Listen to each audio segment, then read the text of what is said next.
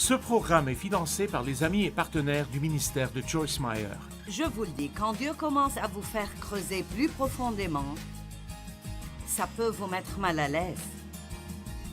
C'est comme, OK Joyce, tu penses que tu as pardonné. Alors pourquoi évites-tu cette personne à chaque fois que tu la vois?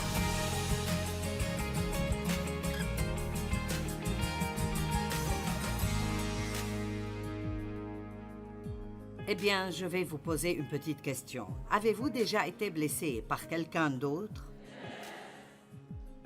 A-t-on abusé de vous?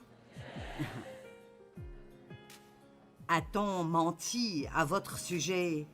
Ou vous a-t-on menti? Vous a-t-on trompé ou dupé? Avez-vous vraiment fait beaucoup pour quelqu'un et puis quand vous aviez besoin de lui, il n'a plus eu de temps pour vous?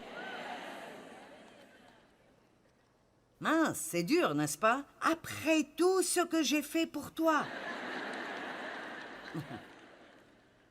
Bon, alors je suppose que si je veux être un très bon chrétien, je dois revenir en arrière et dire « D'accord Dieu, si je m'attends à ce qu'il me rende l'appareil, l'aurais-je vraiment donné quand je les ai aidés?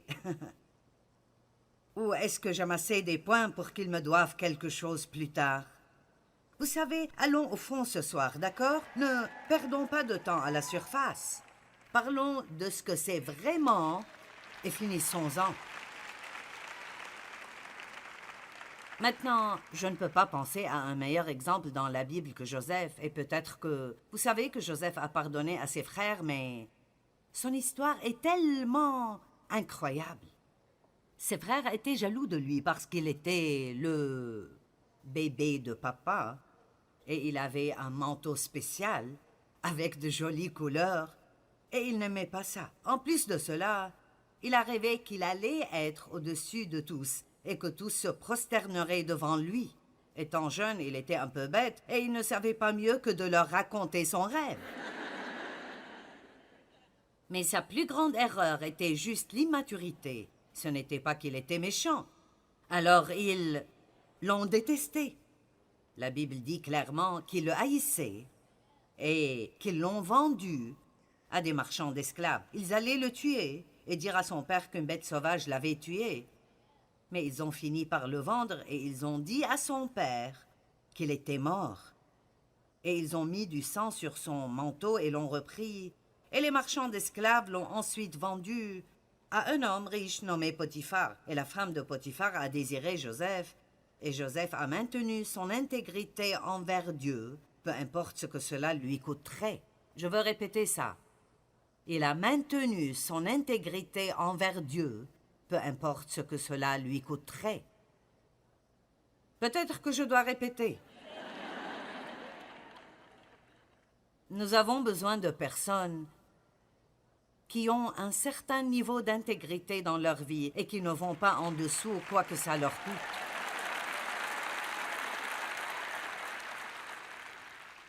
Les compromis dans l'Église et parmi les gens qui disent être chrétiens est en train de totalement ruiner notre réputation, d'être des gens chez qui aller lorsque vous avez besoin d'aide. Ceux-là même qui vous tentent de faire des compromis vous haïront si vous le faites. Ils veulent quelqu'un qui prendra position et fera ce qui est juste, un exemple. Donc je répète, Joseph a maintenu son standard d'intégrité et plutôt que d'aller coucher avec elle comme elle le voulait, il a refusé. Elle a menti à son sujet et dit qu'il avait essayé de la violer et Potiphar l'a fait jeter en prison où il est resté pendant autour de 13 ans pour quelque chose qu'il n'a pas fait. Donc ce type avait des difficultés. Puis quand il a été jeté en prison, il a rencontré un échanson et un panetier. Ils étaient, l'échanson et le panetier, dans la maison du pharaon et ils voulaient être libérés. Ils ont eu une sorte de rêve et Joseph était capable d'interpréter ce rêve. Et ils ont fini par sortir de la prison. Et l'une des choses qu'il a dites est « Ne m'oublie pas ». Et quand il fait, ils l'ont oublié et l'ont laissé dans sa prison. Mais finalement, Pharaon a eu un rêve. Joseph était capable de l'interpréter et le pharaon l'a amené chez lui. Et vous connaissez probablement l'histoire de la prison au palais. Il a fini par être le second de Pharaon. Eh bien, il a finalement eu l'occasion de prendre sa revanche contre ses frères. Mais se venger, cela ne faisait pas partie de son ADN. Et alors, il leur a pardonné, s'est occupé d'eux pendant le reste de leur vie. Et il a dit quelque chose que nous devons tous réaliser ici ce soir. Il a dit, vous aviez médité de me faire du mal. Dieu l'a changé pour mon bien.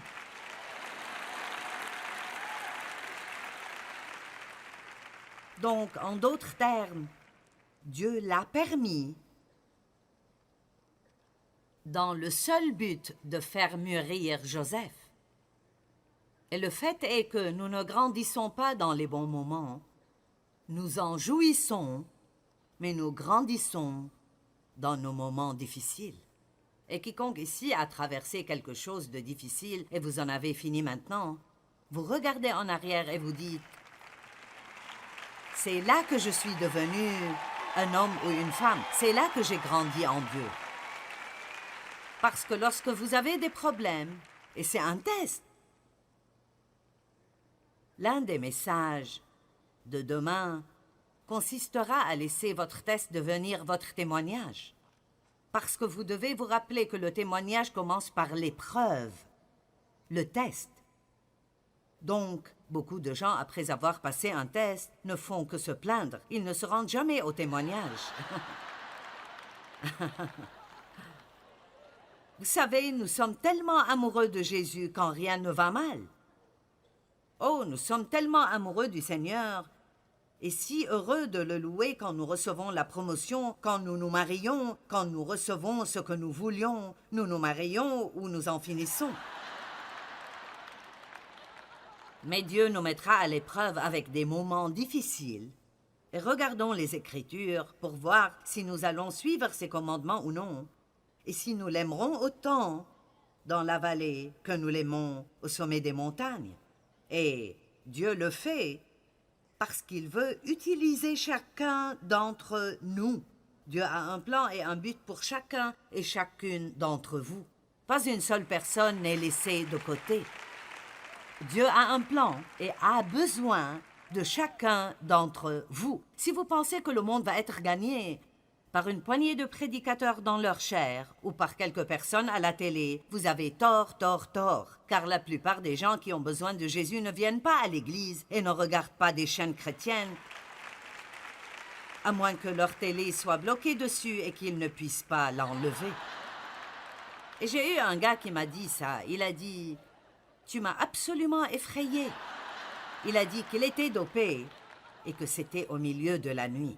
Il a allumé la télé et j'y étais et il ne voulait pas m'écouter. Alors il a essayé de changer de chaîne et elle ne changeait pas. Il a dit le seul bouton de ma télé qui marchait était celui qui haussait le volume. Il est allé chercher de nouvelles batteries. Les amis, c'est toujours la même chose. Impossible de se débarrasser de moi. Dès que mon programme était terminé, la télécommande a recommencé à fonctionner. Il a dit qu'il s'est mis à genoux, a commencé à se repentir et a été sauvé.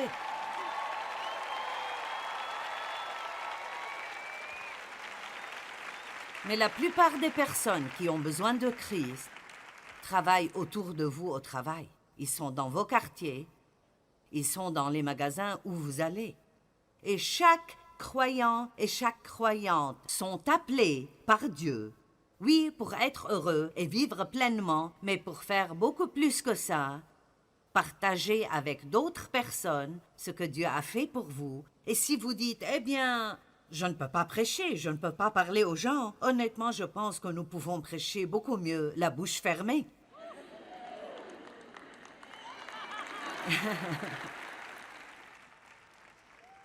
Ce que nous devons faire, c'est sortir et vivre la vie. Nous devons agir comme des chrétiens. Alors que pensez-vous qu'il se passe quand quelqu'un au travail vous maltraite? Vous savez qu'ils vous maltraitent, ils savent qu'ils vous ont maltraité. Et tout d'un coup, ils ont un besoin. Et vous êtes le premier à intervenir et à dire « j'aimerais t'aider ». Eh bien, vous savez, Rien n'embarrasse plus vos ennemis que de les aider quand ils ont des ennuis. Et rien ne rend le diable plus en colère que quand vous aimez vos ennemis, car dès que vous commencez à le faire, il perd le contrôle sur vous. La seule chose qui nous gêne est nos sentiments. Mais je sens, mais vous savez quoi? Vous êtes plus qu'un sentiment. Vos sentiments sont quelque chose que vous possédez et vous ne devez pas les laisser vous posséder. Vous pouvez faire la bonne chose sans avoir envie de la faire. Amen. Je vais répéter. Vous pouvez faire la bonne chose sans avoir envie de la faire. Si je fais ce qui est juste seulement quand j'en ai envie, nous aurions tellement de dégâts. Et vous? Donc, Paul a été blessé plusieurs fois, je veux dire. Il y a quelques écritures ici qui sont étonnantes. 2 Timothée 4, 9 à 17, Paul a dit « Viens au plus tôt vers moi, car Démas m'a abandonné par amour pour les plaisirs du siècle présent et il est parti pour Thessalonique. Crescent est allé en Galatie, Tite en Dalmatie. Eh bien, on dirait que tous ces hommes se dispersaient. Cela m'est arrivé lorsque Dieu m'a appelé à commencer à enseigner la Bible. J'étais dans une église à l'époque qui ne préconisait pas les femmes dans le ministère. Je ne savais pas que c'était mauvais parce que Dieu m'a appelé et je voulais faire ce qu'il voulait que je fasse. Mais mes amis se sont dispersés. Ils sont allés dans toutes les directions et tout à coup, j'étais le sujet des commérages de tout le monde. On nous a demandé de quitter notre église. La famille nous a mis à l'écart. Si vous voulez être utilisé par Dieu, vous feriez mieux de vous préparer à payer le prix, parce que cela n'est pas toujours facile. Vous n'applaudissez pas très fort. Maintenant, vous n'êtes pas sûr de vouloir être utilisé par Dieu. Oh mon Dieu, utilise-moi tant que c'est confortable et que je me sens bien. Il a dit, Luc seul est avec moi. Amen, Marc avec toi, car il m'est utile pour le ministère. J'ai envoyé Tychik à Éphèse. Quand tu viendras, apporte le manteau que j'ai laissé à Troas chez Carpus et les livres, surtout les parchemins. Alexandre, le forgeron, m'a fait beaucoup de mal. Et écoutez ça. Mais ce n'est pas mon problème, car le Seigneur lui rendra selon ses œuvres. Maintenant là, quelle liberté! Je veux dire, ce type m'a vraiment maltraité, mais je ne m'en inquiète pas. Je ne vais même pas y penser. Je vais juste prier pour lui, remettre ça à Dieu. Dieu s'occupera de lui. Dieu s'en occupera. Il a dit, garde-toi aussi de lui, car il s'est fortement opposé à nos paroles. Dans ma première défense, personne ne m'a assisté ni m'a soutenu comme défenseur, mais tous m'ont abandonné. Maintenant, écoutez, que cela ne leur soit point imputé. Quel genre de chrétienté est ceci comparé à ce que nous avons aujourd'hui? Je veux dire, je peux prêcher ce message à n'importe quel endroit où je veux aller, n'importe quelle église, quelle que soit sa taille. Et à la fin, je peux demander aux gens de se lever s'ils ont besoin de prière pour pardonner à quelqu'un. Et je n'ai jamais eu moins de 80% des gens qui se lèvent. Jamais en 42 ans de ministère. Je vais vous tester et on verra si vous êtes honnête. Mais vous savez quoi? Cela me fait peur et ça m'inquiète.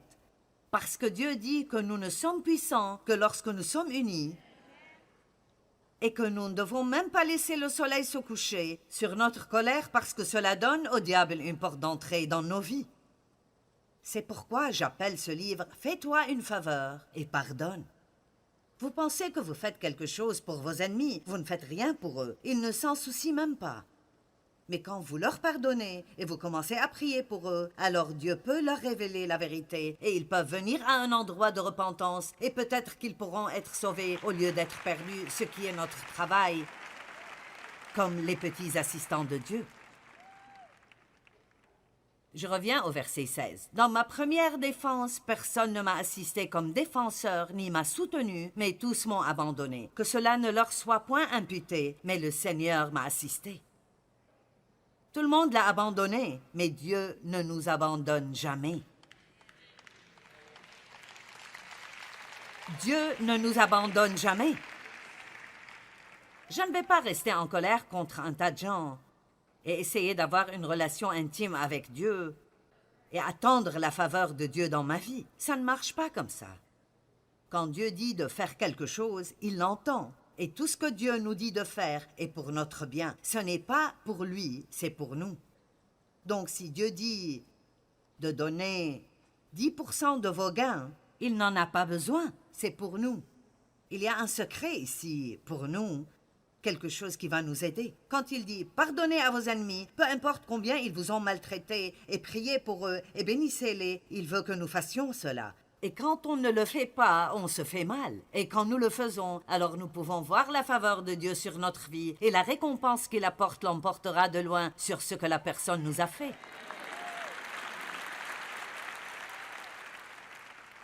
Et je peux presque entendre certains penser « Mais tu ne sais pas ce qu'ils m'ont fait. » Mais tu ne sais pas ce qu'ils m'ont fait. Je ne sais pas, mais je sais ce que mon père m'a fait et que j'ai passé de nombreuses années à le haïr, et cela m'a rendu amer et difficile à vivre. Et ce que vous avez à l'intérieur sortira vers d'autres personnes. Allez, j'ai dit, ce que vous avez dedans, vous le sortirez vers d'autres personnes. Et parfois, vous ne remarquez même pas l'amertume, le ressentiment et les attitudes qui sortent de vous. Je ne les remarquais pas. Et vraiment, je pensais que j'avais pardonné à mon père jusqu'à ce que Dieu me demande de l'aider. Et je refusais l'idée en pensant que ça venait du diable. Je pensais que c'était impossible que Dieu me demande de le faire. Il vivait à Missouri et Dieu a dit « Amène-les près de toi. Prends soin d'eux jusqu'à leur mort. » Y avait-il quelque chose en moi qui voulait faire ça? Pas une fibre de mon être ne voulait dépenser de l'argent pour eux, faire quelque chose pour eux, les voir, leur donner quelque chose. Rien. Mais c'était la plus grande faveur que je me suis jamais faite de toute ma vie. Et les gens rient quand je dis cela, mais c'est la vérité, c'est donc inutile que je prétende. Ils étaient assez vieux, et donc j'ai pensé, vous savez...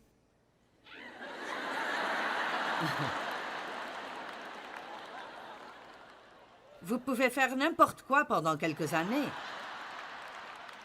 Mais nous avons une certaine longévité dans notre famille. Ma mère avait 90 ans quand elle est décédée. Je me suis aussi occupée de ma tante. Mon père est décédé à 86 ans, mon grand-père l'âge de 102 ans. Je cherchais des statistiques sur le nombre de personnes vivant jusqu'à 100 ans et plus. Seulement 2,02% de la population totale, et la plupart sont des femmes.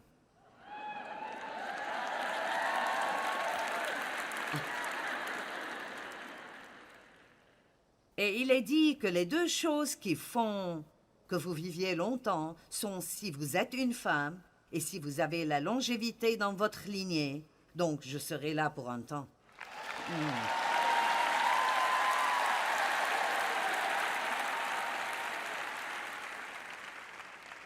Allez, ce n'est pas la première fois que vous entendez un message sur le fait de pardonner.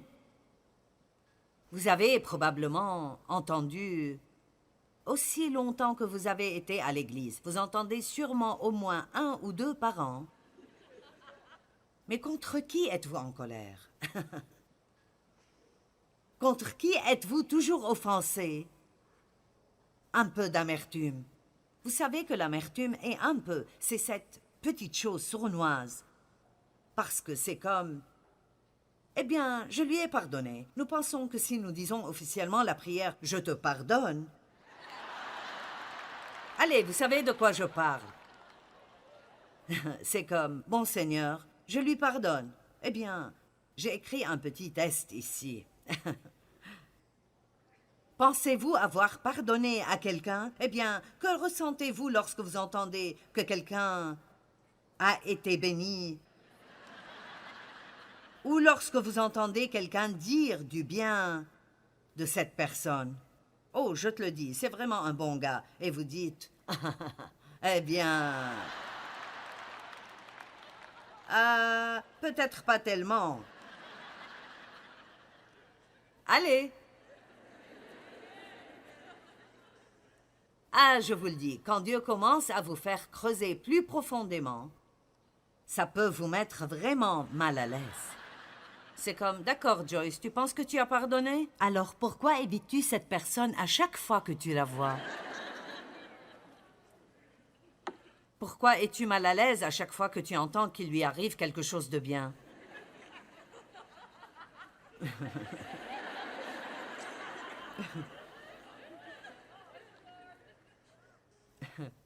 Priez-vous pour qu'il soit béni? Je parlais à quelqu'un l'autre jour. Ils ont dit quelque chose et j'ai su tout de suite qu'ils étaient toujours en colère contre cette personne et ils voulaient que je sois aussi en colère. J'ai dit, je ne vais pas le faire. Ce n'est pas comme ça que je vis ma vie. Je ne fais pas ça. Et alors j'ai essayé pendant une demi-heure de le convaincre qu'il ne le devrait pas non plus. Et le fait était que la personne à qui je parlais, elle ne s'était même pas rendu compte qu'elle avait toujours un manque de pardon dans le cœur. Mais vous voyez, cette amertume, je veux dire littéralement, si vous mettez quelque chose d'amer dans votre bouche, vous ferez... Si vous y réfléchissez, quand vous avez de l'amertume envers quelqu'un et vous entendez quelque chose de bon à son sujet, vous faites la même face que ça. C'est un peu comme... Allez. Vous vous lécherez même les lèvres un peu comme... Je parie que vous pouvez tous le faire. Mais je t'aime avec l'amour du Seigneur. Oh, je ne peux pas supporter ça. Je me souviens que le pasteur nous a fait faire cela souvent. Les pasteurs incitent les gens à faire des choses qu'ils ne voudraient pas faire eux-mêmes. Et il y avait une fille là-bas qui m'avait vraiment blessée et qui racontait des mensonges à mon sujet. Et va aimer quelqu'un avec l'amour du Seigneur. Et elle était la première personne que j'ai vue. Et c'était comme si le Saint-Esprit me disait « Finis-en ». Vous savez, la seule façon de démolir ces forteresses est de faire ce qui est difficile à faire. Allez, juste une écriture. Si nous ne pardonnons pas à nos ennemis, Dieu ne nous pardonnera pas.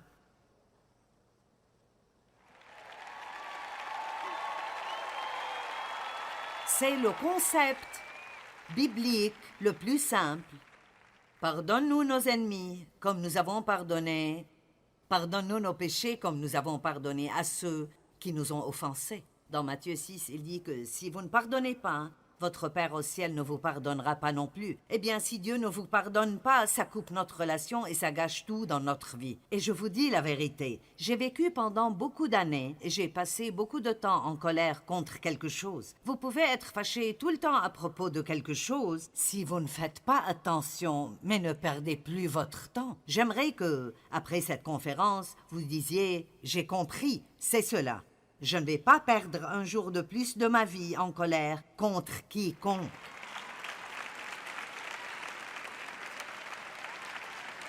Amen. Qui avait besoin d'être ici ce soir? D'accord. Vous parlez d'une amélioration du pouvoir dans votre vie. Commencez juste à vivre sans colère et sans offense et voyez ce que Dieu fera pour vous. Vous savez pourquoi il vous honorera? Parce qu'il sait que c'est difficile. Mais si vous attendez qu'il soit votre défenseur, Les gens ne s'en sortiront pas comme ça. Dieu le rapportera toujours et vous récompensera, mais seulement si nous le faisons à sa manière. Apprenez à pardonner rapidement et vous pourrez éviter le piège de l'offense. Nous devons pardonner à nos ennemis et prier pour eux. Cela ne les change pas seulement, mais cela nous change vraiment. Quand on pardonne aux gens, alors Dieu peut s'occuper d'eux. Nous ne pouvons pas les faire se comporter différemment, mais Dieu peut le faire.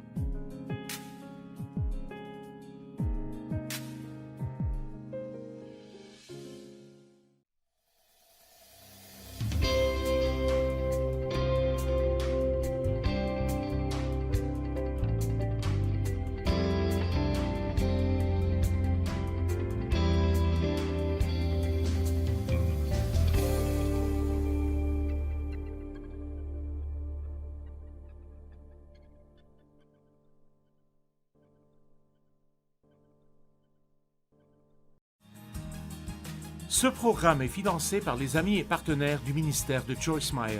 Je vous le dis, quand Dieu commence à vous faire creuser plus profondément, ça peut vous mettre mal à l'aise. C'est comme, OK Joyce, tu penses que tu as pardonné. Alors pourquoi évites-tu cette personne à chaque fois que tu la vois?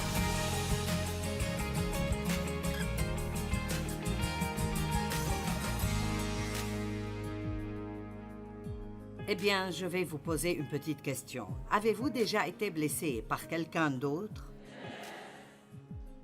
A-t-on abusé de vous?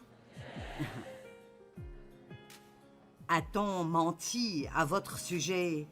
Ou vous a-t-on menti? Vous a-t-on trompé ou dupé? Avez-vous vraiment fait beaucoup pour quelqu'un et puis quand vous aviez besoin de lui, il n'a plus eu de temps pour vous? Mince, c'est dur, n'est-ce pas? Après tout ce que j'ai fait pour toi.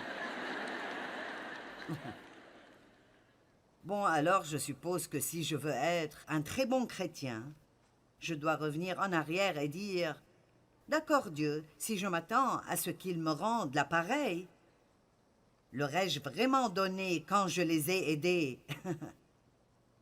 Ou est-ce que j'amassais des points pour qu'ils me doivent quelque chose plus tard? » Vous savez, allons au fond ce soir, d'accord? Ne perdons pas de temps à la surface. Parlons de ce que c'est vraiment et finissons-en.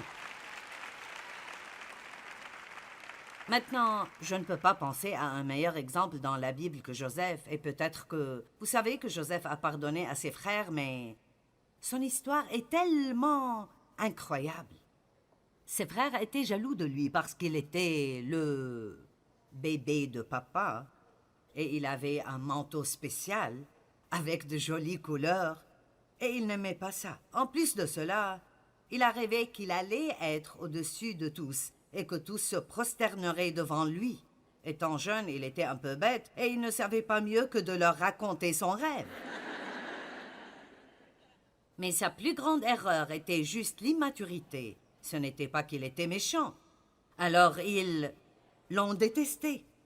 La Bible dit clairement qu'ils le haïssaient et qu'ils l'ont vendu à des marchands d'esclaves. Ils allaient le tuer et dire à son père qu'une bête sauvage l'avait tué.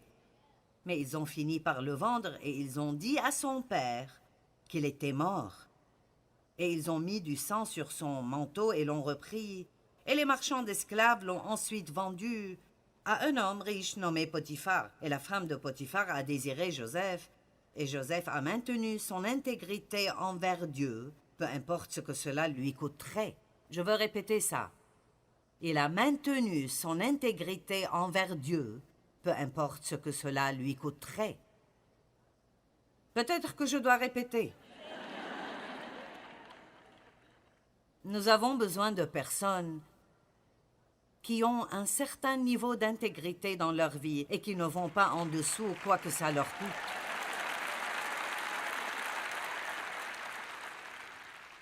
Les compromis dans l'Église et parmi les gens qui disent être chrétiens est en train de totalement ruiner notre réputation, d'être des gens chez qui aller lorsque vous avez besoin d'aide.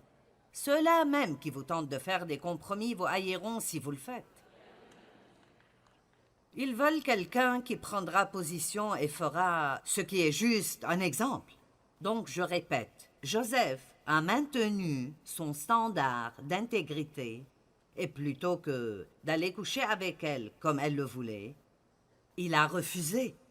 Elle a menti à son sujet et dit qu'il avait essayé de la violer et Potiphar l'a fait jeter en prison où il est resté pendant autour de 13 ans pour quelque chose qu'il n'a pas fait. Donc ce type avait des difficultés. Puis quand il a été jeté en prison, il a rencontré un échanson et un panetier. Ils étaient, l'échanson et le panetier, dans la maison du pharaon et ils voulaient être libérés. Ils ont eu une sorte de rêve et Joseph était capable d'interpréter ce rêve. Et ils ont fini par sortir de la prison. Et l'une des choses qu'il a dites est « Ne m'oublie pas ». Et quand il fait, ils l'ont oublié et l'ont laissé dans sa prison. Mais finalement, Pharaon a eu un rêve. Joseph était capable de l'interpréter et le Pharaon l'a amené chez lui. Et vous connaissez probablement l'histoire de la prison au palais. Il a fini par être le second de Pharaon. Eh bien, il a finalement eu l'occasion de prendre sa revanche contre ses frères. Mais se venger, cela ne faisait pas partie de son ADN. Et alors, il leur a pardonné, s'est occupé d'eux pendant le reste de leur vie, et il a dit quelque chose que nous devons tous réaliser ici ce soir. Il a dit « Vous aviez médité de me faire du mal. Dieu l'a changé pour mon bien. »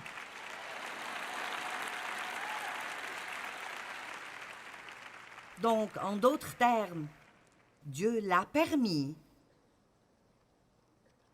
dans le seul but de faire mûrir Joseph. Et le fait est que nous ne grandissons pas dans les bons moments.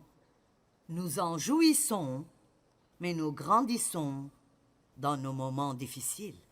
Et quiconque ici a traversé quelque chose de difficile et vous en avez fini maintenant, vous regardez en arrière et vous dites « C'est là que je suis devenu un homme ou une femme. C'est là que j'ai grandi en Dieu. » Parce que lorsque vous avez des problèmes, et c'est un test, l'un des messages de demain consistera à laisser votre test devenir votre témoignage. Parce que vous devez vous rappeler que le témoignage commence par l'épreuve, le test. Donc, beaucoup de gens, après avoir passé un test, ne font que se plaindre. Ils ne se rendent jamais au témoignage. Vous savez, nous sommes tellement amoureux de Jésus quand rien ne va mal. Oh, nous sommes tellement amoureux du Seigneur et si heureux de le louer quand nous recevons la promotion, quand nous nous marions, quand nous recevons ce que nous voulions, nous nous marions ou nous en finissons. Mais Dieu nous mettra à l'épreuve avec des moments difficiles. Et regardons les Écritures pour voir si nous allons suivre ses commandements ou non, et si nous l'aimerons autant dans la vallée que nous l'aimons au sommet des montagnes. Et Dieu le fait parce qu'il veut utiliser chacun d'entre nous. Dieu a un plan et un but pour chacun et chacune d'entre vous. Pas une seule personne n'est laissée de côté. Dieu a un plan et a besoin de chacun d'entre vous. Si vous pensez que le monde va être gagné par une poignée de prédicateurs dans leur chair ou par quelques personnes à la télé, vous avez tort, car la plupart des gens qui ont besoin de Jésus ne viennent pas à l'église et ne regardent pas des chaînes chrétiennes, à moins que leur télé soit bloquée dessus et qu'ils ne puissent pas l'enlever. Et j'ai eu un gars qui m'a dit ça. Il a dit « Tu m'as absolument effrayé. » Il a dit qu'il était dopé et que c'était au milieu de la nuit. Il a allumé la télé et j'y étais et il ne voulait pas m'écouter. Alors il a essayé de changer de chaîne et elle ne changeait pas. Il a dit le seul bouton de ma télé qui marchait était celui qui haussait le volume. Il est allé chercher de nouvelles batteries. Les amis, c'est toujours la même chose. Impossible de se débarrasser de moi. Dès que mon programme était terminé, la télécommande a recommencé à fonctionner. Il a dit qu'il s'est mis à genoux, a commencé à se repentir et a été sauvé.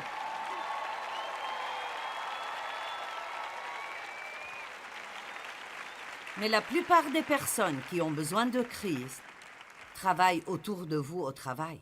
Ils sont dans vos quartiers, ils sont dans les magasins où vous allez.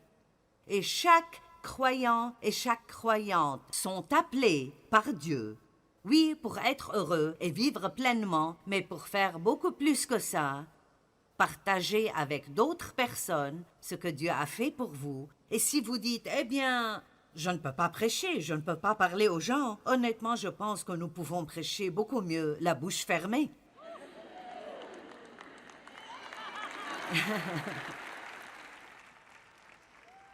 Ce que nous devons faire, c'est sortir et vivre la vie. Nous devons agir comme des chrétiens. Alors que pensez-vous qu'il se passe quand quelqu'un au travail vous maltraite? Vous savez qu'ils vous maltraitent, ils savent qu'ils vous ont maltraité. Et tout d'un coup, ils ont un besoin. Et vous êtes le premier à intervenir et à dire « j'aimerais t'aider ». Eh bien, vous savez, rien n'embarrasse plus vos ennemis que de les aider quand ils ont des ennuis. Et rien ne rend le diable plus en colère que quand vous aimez vos ennemis, car dès que vous commencez à le faire, il perd le contrôle sur vous. La seule chose qui nous gêne est nos sentiments. Mais je sens. Mais vous savez quoi? Vous êtes plus qu'un sentiment. Vos sentiments sont quelque chose que vous possédez et vous ne devez pas les laisser vous posséder. Vous pouvez faire la bonne chose sans avoir envie de la faire. Amen. Je vais répéter. Vous pouvez faire la bonne chose sans avoir envie de la faire. Si je fais ce qui est juste seulement quand j'en ai envie, nous aurions tellement de dégâts. Et vous? Donc, Paul a été blessé plusieurs fois, je veux dire. Il y a quelques écritures ici qui sont étonnantes. 2 Timothée 4, 9 à 17, Paul a dit « Viens au plus tôt vers moi, car Démas m'a abandonné par amour pour les plaisirs du siècle présent et il est parti pour Thessalonique. Crescent est allé en Galatie, Tite en Dalmatie. Eh bien, on dirait que tous ces hommes se dispersaient. Cela m'est arrivé lorsque Dieu m'a appelé à commencer à enseigner la Bible. J'étais dans une église à l'époque qui ne préconisait pas les femmes dans le ministère. Je ne savais pas que c'était mauvais parce que Dieu m'a appelé et je voulais faire ce qu'il voulait que je fasse. Mais mes amis se sont dispersés. Ils sont allés dans toutes les directions et tout à coup, j'étais le sujet des commérages de tout le monde. On nous a demandé de quitter notre église. La famille nous a mis à l'écart. Si vous voulez être utilisé par Dieu, vous feriez mieux de vous préparer à payer le prix, parce que cela n'est pas toujours facile. Vous n'applaudissez pas très fort.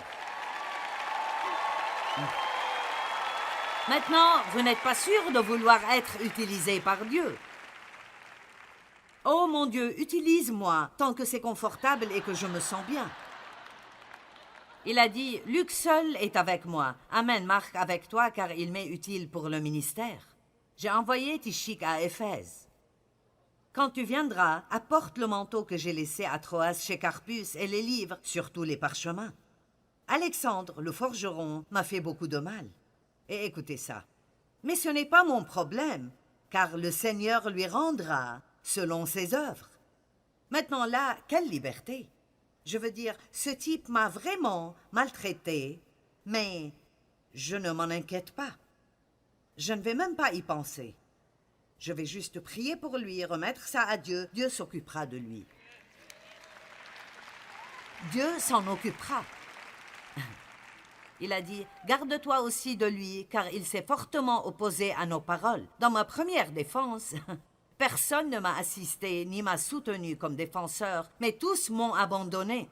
Maintenant, écoutez, que cela ne leur soit point imputé. Quel genre de chrétienté est ceci comparé à ce que nous avons aujourd'hui? Je veux dire, je peux prêcher ce message à n'importe quel endroit où je veux aller, n'importe quelle église, quelle que soit sa taille. Et à la fin, je peux demander aux gens de se lever s'ils ont besoin de prière pour pardonner à quelqu'un. Et je n'ai jamais eu moins de 80% des gens qui se lèvent. Jamais en 42 ans de ministère. Je vais vous tester et on verra si vous êtes honnête. Mais vous savez quoi? Cela me fait peur et ça m'inquiète. Parce que Dieu dit que nous ne sommes puissants que lorsque nous sommes unis et que nous ne devons même pas laisser le soleil se coucher sur notre colère parce que cela donne au diable une porte d'entrée dans nos vies. C'est pourquoi j'appelle ce livre « Fais-toi une faveur et pardonne ». Vous pensez que vous faites quelque chose pour vos ennemis, vous ne faites rien pour eux. Ils ne s'en soucient même pas.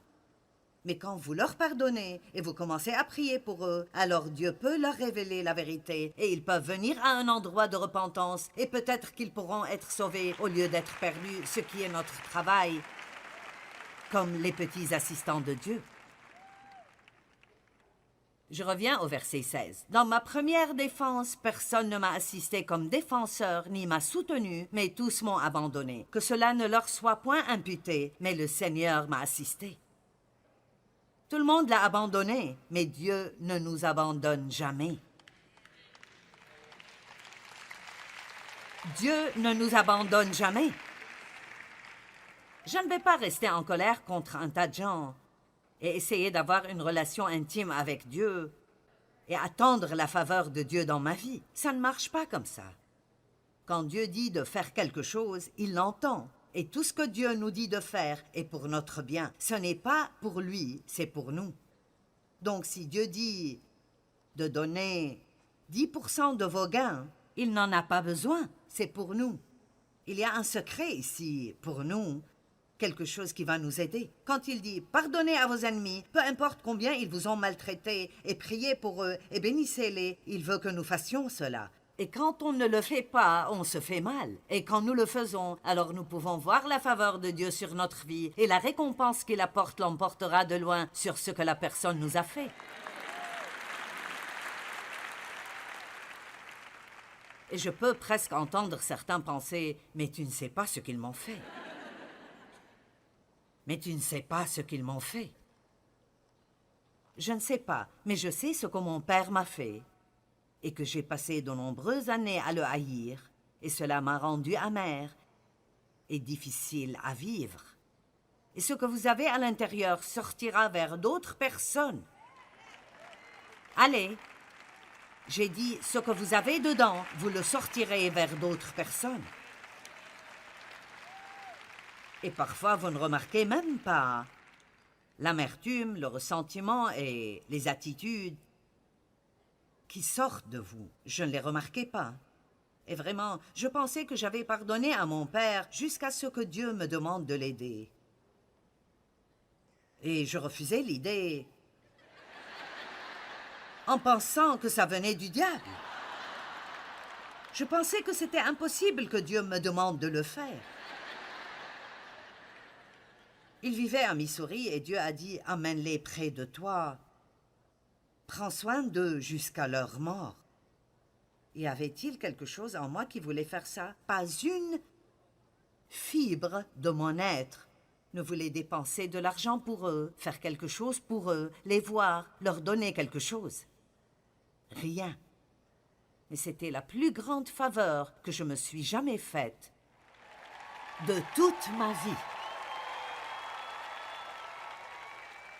Et les gens rient quand je dis cela, mais c'est la vérité, c'est donc inutile que je prétende.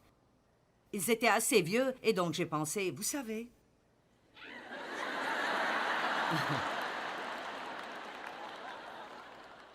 Vous pouvez faire n'importe quoi pendant quelques années. Mais nous avons une certaine longévité dans notre famille. Ma mère avait 90 ans quand elle est décédée. Je me suis aussi occupée de ma tante. Mon père est décédé à 86 ans, mon grand-père l'âge de 102 ans. Je cherchais des statistiques sur le nombre de personnes vivant jusqu'à 100 ans et plus. Seulement 2,02% de la population totale, et la plupart sont des femmes.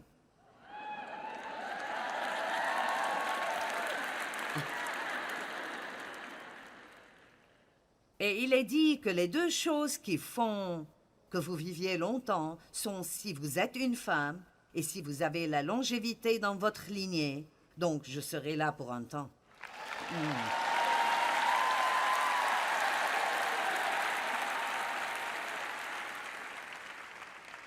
Allez, ce n'est pas la première fois que vous entendez un message sur le fait de pardonner.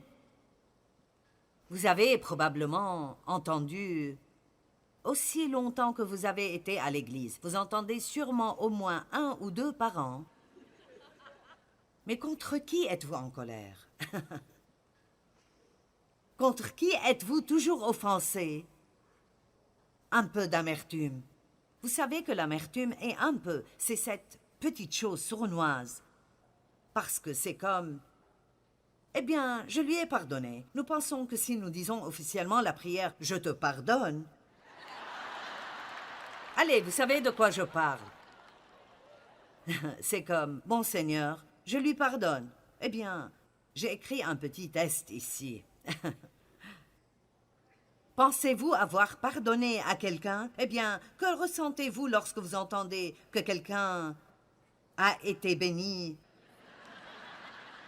Ou lorsque vous entendez quelqu'un dire du bien de cette personne? Oh, je te le dis, c'est vraiment un bon gars. Et vous dites, eh bien... peut-être pas tellement. Allez. Ah, je vous le dis, quand Dieu commence à vous faire creuser plus profondément, ça peut vous mettre vraiment mal à l'aise. C'est comme, d'accord Joyce, tu penses que tu as pardonné? Alors pourquoi évites-tu cette personne à chaque fois que tu la vois? Pourquoi es-tu mal à l'aise à chaque fois que tu entends qu'il lui arrive quelque chose de bien?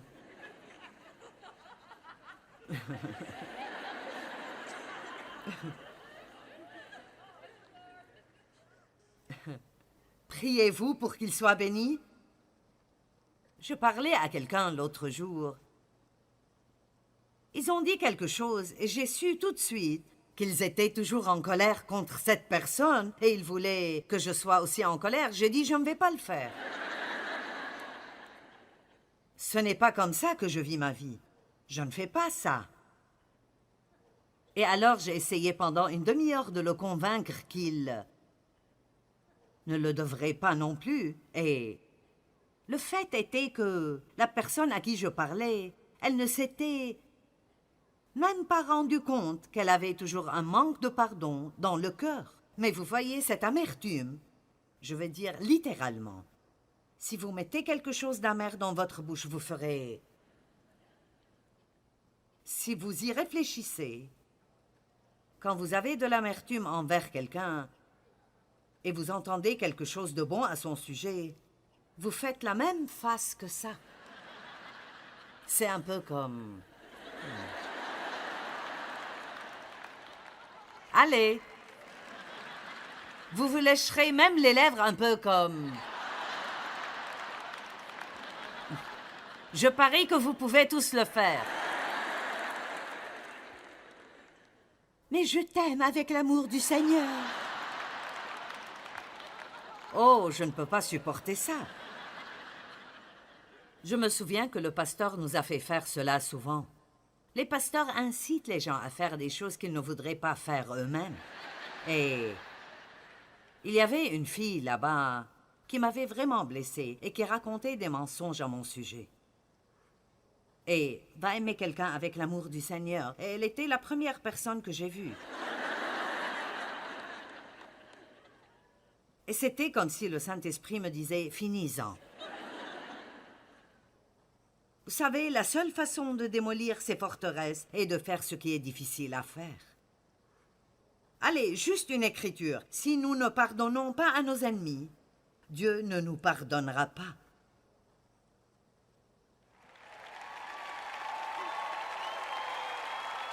C'est le concept biblique le plus simple. Pardonne-nous nos ennemis, comme nous avons pardonné. Pardonne-nous nos péchés, comme nous avons pardonné à ceux qui nous ont offensés. Dans Matthieu 6, il dit que si vous ne pardonnez pas, votre Père au ciel ne vous pardonnera pas non plus. Eh bien, si Dieu ne vous pardonne pas, ça coupe notre relation et ça gâche tout dans notre vie. Et je vous dis la vérité, j'ai vécu pendant beaucoup d'années et j'ai passé beaucoup de temps en colère contre quelque chose. Vous pouvez être fâché tout le temps à propos de quelque chose si vous ne faites pas attention, mais ne perdez plus votre temps. J'aimerais que, après cette conférence, vous disiez « J'ai compris, c'est cela ». Je ne vais pas perdre un jour de plus de ma vie en colère contre quiconque.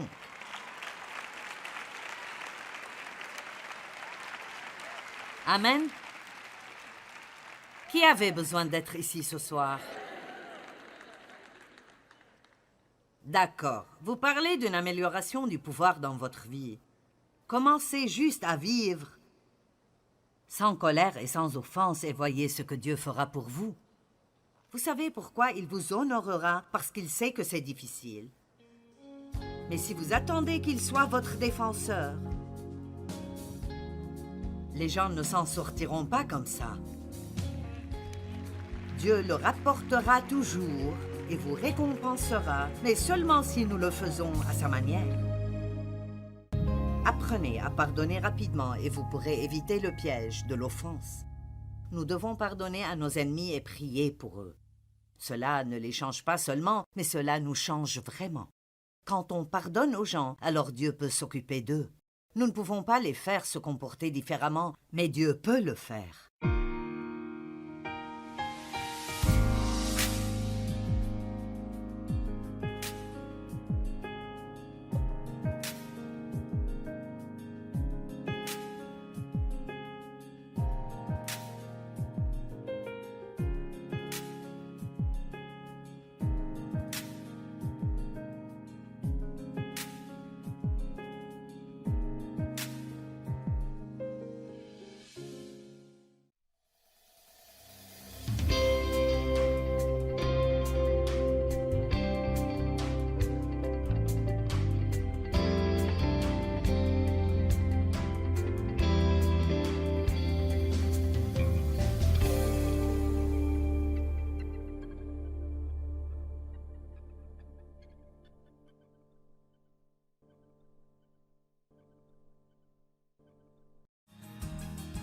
Ce programme est financé par les amis et partenaires du ministère de Joyce Meyer. Je vous le dis, quand Dieu commence à vous faire creuser plus profondément, ça peut vous mettre mal à l'aise. C'est comme, OK Joyce, tu penses que tu as pardonné. Alors pourquoi évites-tu cette personne à chaque fois que tu la vois?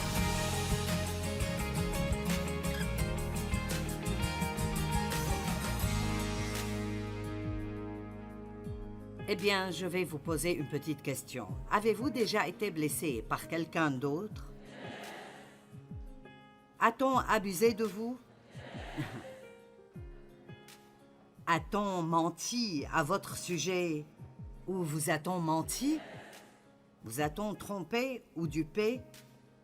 Avez-vous vraiment fait beaucoup pour quelqu'un et puis quand vous aviez besoin de lui, il n'a plus eu de temps pour vous?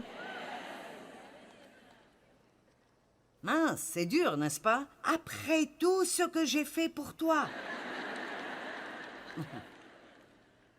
Bon, alors je suppose que si je veux être un très bon chrétien, je dois revenir en arrière et dire « D'accord Dieu, si je m'attends à ce qu'il me rende l'appareil, l'aurais-je vraiment donné quand je les ai aidés?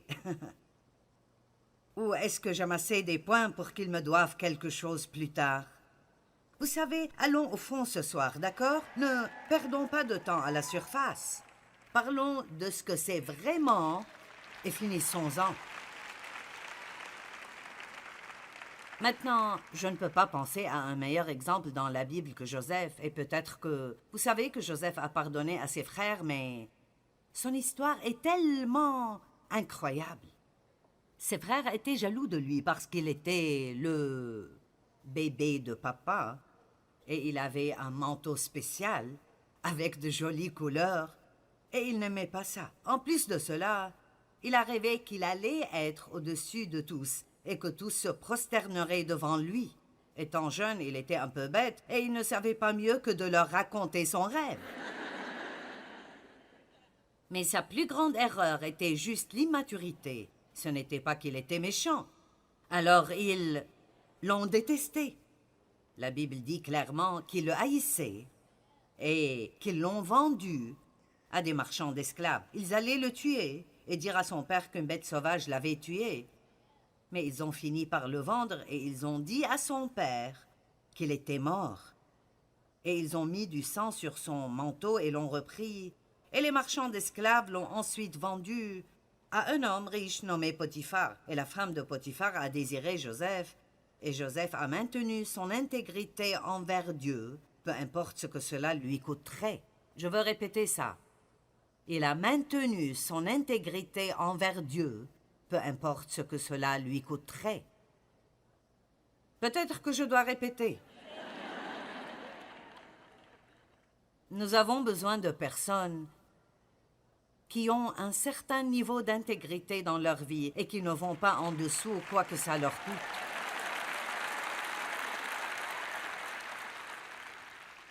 Les compromis dans l'Église et parmi les gens qui disent être chrétiens est en train de totalement ruiner notre réputation, d'être des gens chez qui aller lorsque vous avez besoin d'aide. Ceux-là même qui vous tentent de faire des compromis vous haïront si vous le faites. Ils veulent quelqu'un qui prendra position et fera ce qui est juste, un exemple. Donc je répète, Joseph a maintenu son standard d'intégrité et plutôt que d'aller coucher avec elle comme elle le voulait, il a refusé. Elle a menti à son sujet et dit qu'il avait essayé de la violer et Potiphar l'a fait jeter en prison où il est resté pendant autour de 13 ans pour quelque chose qu'il n'a pas fait. Donc ce type avait des difficultés. Puis quand il a été jeté en prison, il a rencontré un échanson et un panetier. Ils étaient, l'échanson et le panetier, dans la maison du pharaon et ils voulaient être libérés. Ils ont eu une sorte de rêve et Joseph était capable d'interpréter ce rêve. Et ils ont fini par sortir de la prison. Et l'une des choses qu'il a dites est « Ne m'oublie pas ». Et quand il fait, ils l'ont oublié et l'ont laissé dans sa prison. Mais finalement, Pharaon a eu un rêve. Joseph était capable de l'interpréter et le Pharaon l'a amené chez lui. Et vous connaissez probablement l'histoire de la prison au palais. Il a fini par être le second de Pharaon. Eh bien, il a finalement eu l'occasion de prendre sa revanche contre ses frères. Mais se venger, cela ne faisait pas partie de son ADN. Et alors, il leur a pardonné, s'est occupé d'eux pendant le reste de leur vie, et il a dit quelque chose que nous devons tous réaliser ici ce soir. Il a dit « Vous aviez médité de me faire du mal. Dieu l'a changé pour mon bien. »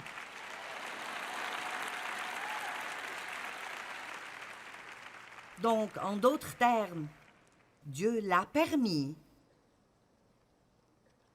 dans le seul but de faire mûrir Joseph. Et le fait est que nous ne grandissons pas dans les bons moments. Nous en jouissons, mais nous grandissons dans nos moments difficiles. Et quiconque ici a traversé quelque chose de difficile et vous en avez fini maintenant, vous regardez en arrière et vous dites « C'est là que je suis devenu un homme ou une femme. C'est là que j'ai grandi en Dieu. » Parce que lorsque vous avez des problèmes, et c'est un test, l'un des messages de demain consistera à laisser votre test devenir votre témoignage. Parce que vous devez vous rappeler que le témoignage commence par l'épreuve, le test. Donc, beaucoup de gens, après avoir passé un test, ne font que se plaindre. Ils ne se rendent jamais au témoignage. Vous savez, nous sommes tellement amoureux de Jésus quand rien ne va mal. Oh, nous sommes tellement amoureux du Seigneur Et si heureux de le louer quand nous recevons la promotion, quand nous nous marions, quand nous recevons ce que nous voulions, nous nous marions ou nous en finissons. Mais Dieu nous mettra à l'épreuve avec des moments difficiles. Et regardons les Écritures pour voir si nous allons suivre ses commandements ou non. Et si nous